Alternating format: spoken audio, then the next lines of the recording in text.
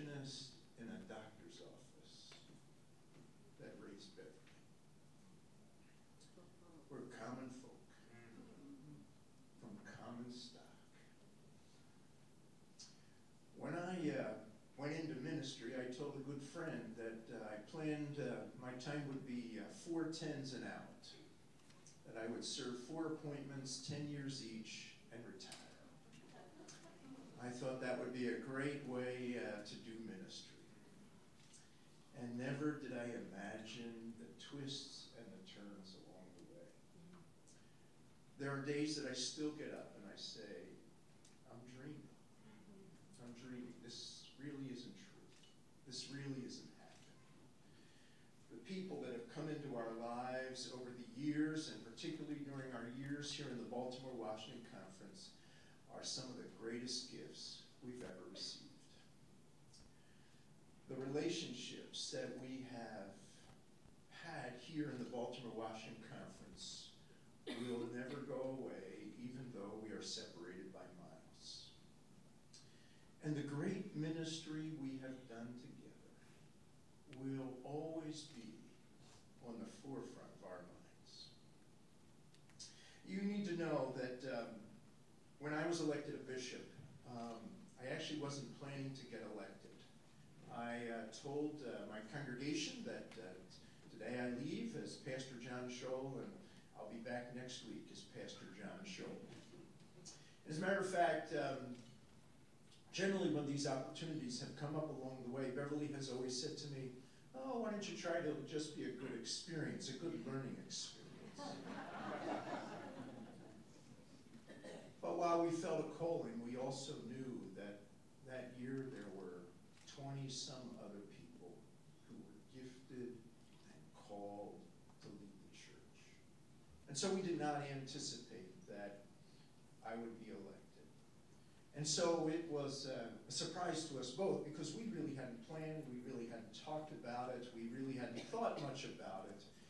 And so after we were elected, there's a couple of people that usher you down the hallway to go meet with the jurisdictional episcopacy committee. And as we were walking down the hallway, I said to Beverly, you know what this is about? And she said, no, I don't know what this is about.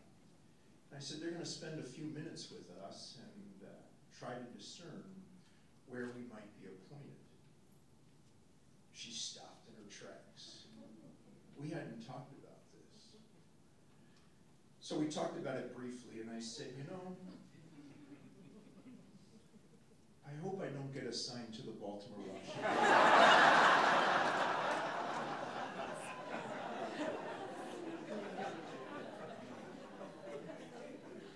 I said, it is one of the great conferences within all of United Methodist. And I'm just not ready for that. They deserve much better.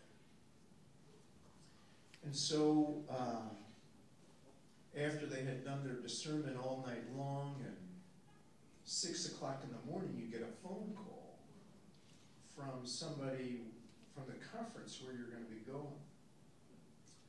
And I got a phone call from, why am I blanking his name? Calvin Williams. And phone rings right at 6 o'clock. I sound as perky as I can. Up doing my devotions and showered and dressed and ready for the day. And I said, hello. And on the other line was Calvin Williams, who I knew, and I recognized his voice. And he said, good morning, Bishop. He said, you're coming to the Baltimore-Washington Conference. I said, oh, Calvin, you've got the wrong room. He said, no, I don't, Bishop. I said, oh, yes, you do. This is John Schol. He said, no, I have the right room. And, you know, I don't know whether God's always right or not. I don't know whether episcopacy committees are always right or not. But I do know this. These have been an 8 great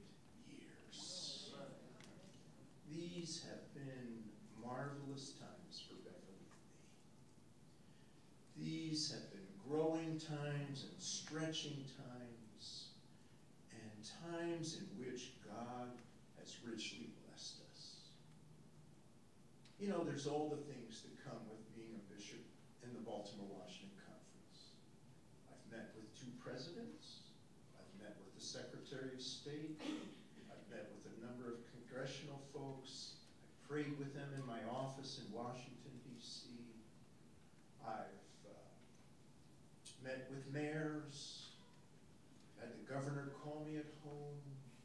I've met with the governor. I've gone before the state legislature to try and explain United Methodism to them. All of these different things. And they're all great memories. But you know, my greatest memories are going to be the opportunity to go to Zimbabwe and pray with a man who had AIDS and would probably die within the next 6 months. The opportunity to meet with homeless people and to hear their story and ask what it would mean if the church began to seriously work toward ending homelessness and to hear their stories. And to go to churches about as far out in the Baltimore-Washington Conference as you can go and hear pastors tell of their heartbreak and their hopes of what it means to be a pastor in the church today. To be in the city and meet with laity that are afraid about what might happen to their church. Those are the conversations I'll remember. Those are the times that speak loudest about the Baltimore-Washington Conference. You see, this is a great conference because of its people, because of its laity and its clergy and its determination to give its very best for God. And I've just been blessed to be a part of that experience. David said, I'm a game changer. Well, I just want to, for the record, say, there's only one person that changes the game, and that's Jesus Christ. And if any good has come this way, all glory and all honor goes to God. And I just want to say today, Beverly and I thank you for welcoming us, for caring about us, for loving us, for walking with us, for praying for us, and just allowing us to be your bishop. Thank you.